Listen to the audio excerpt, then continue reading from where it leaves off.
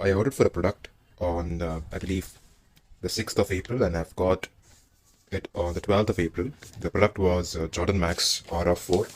And the thing I was very much concerned about is whether they would deliver genuine products to me. I just hoped that, they don't deliver a first copy or something like that.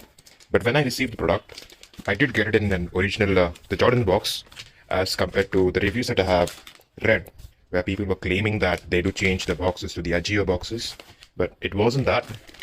And in my case, when I did open, I did see these, which is usually present on the original box itself, and they did have the barcode as well, also the 9-digit Nike code with the QR code as well to scan for the genuineness of the product.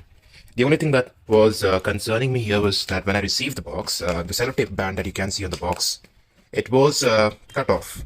But yeah, the shoes were in apt condition, and I did have compared it with the website and checked the genuineness, and then these do really seem like the original sneakers and not the first copy. So yeah, my first experience with Ajio was a good one. So that's all.